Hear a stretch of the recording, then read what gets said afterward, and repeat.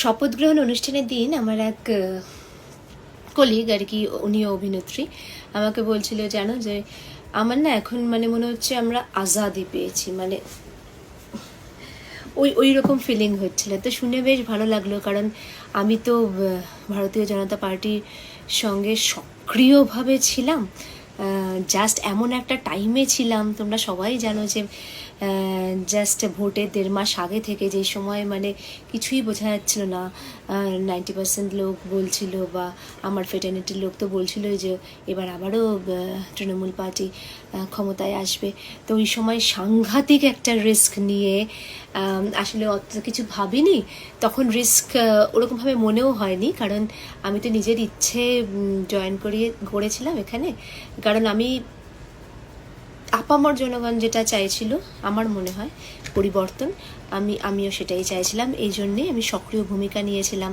তো তখন না অত আসবে কি আসবে না এইসব আর তখন ভাবিনি। তখন আমার নিজের মোটিভ ছিল যে বিভিন্ন জনসভায় গিয়ে বলা, লোককে বোঝানো, যেটা আমার ফিলিংস সেটা আমি যাতে লোক অবধি পৌঁছে দিতে পারি, সবার মধ্যে ছড়িয়ে দিতে পারি, সেটাই আমার উদ্দেশ্য ছিল। হ্যাঁ, ভয় কি আমি পাচ্ছিলাম না? ডেফিনেটলি পাচ্ছিলাম, কারণ আমার কানে উড়ো উড়ো খবর এসছে, আমি সঠিক না, আমার কিছু বন্ধুবান্ধবের মাধ্যমে খবর এসছে যে আমার বাড়িতে নাকি হামলা করা হবে 4 তারিখে, এরকম অনেক খবরই এসেছিলো। তখন আমি একটা ডান্স ক্লাস চালাই, তো এরকমও খবর এসছে যে কিভাবে আমি ডান্স ক্লাস চালাতে পারি, এরপরে দেখে নেবে তারা। তো সত্যি কথা বলতে মানুষ তো আফটার অল, আর কখনোই এরকমভাবে সক্রিয়ভাবে আমি রাজনীতিতে ছিলাম না। তো ভয় তো দেখুন ডেফিনেটলি পেয়েছিলাম। কখন পেয়েছিলাম?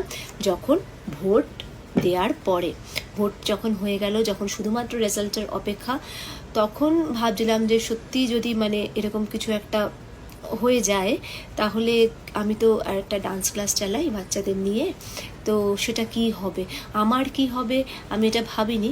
আমি শুধুমাত্র আমার ডান্স ক্লাসটাকে নিয়েই ভেবেছি।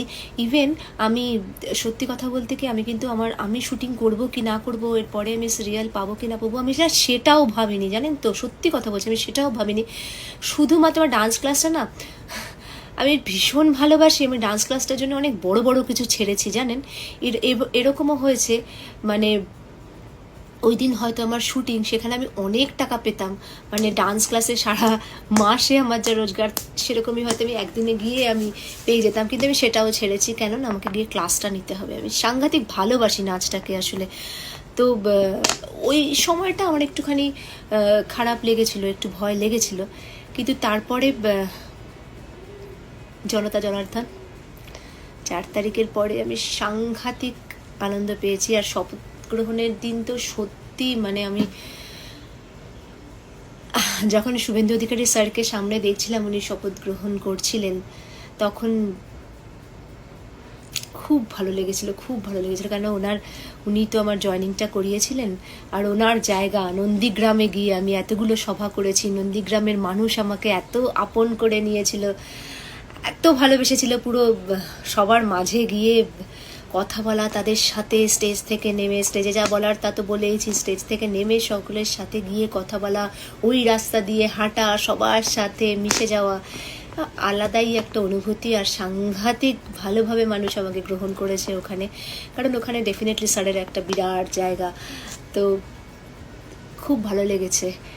এমন কোনো দলের সঙ্গে আমি যুক্ত হয়েছি যে দলের আদর্শ আমাকে অনুপ্রাণিত করে, তো ডেফিনেটলি খুব ভালো লাগছে। ওই জন্যই তোমরা আমার বন্ধু, তো তোমাদের সাথে আমার শেয়ার করতে ভালো লাগে, তো এই জন্যই। আমাদের ভিডিও ভালো লাগলে লাইক আর শেয়ার করুন, কমেন্ট সেকশনে গিয়ে জানান আপনাদের মতামত। আরও ভিডিও পেতে আমাদের চ্যানেল এখনই সাবস্ক্রাইব করুন এবং প্রতি মুহূর্তের খবরের আপডেট পেতে প্রেস করুন বেল আইকন।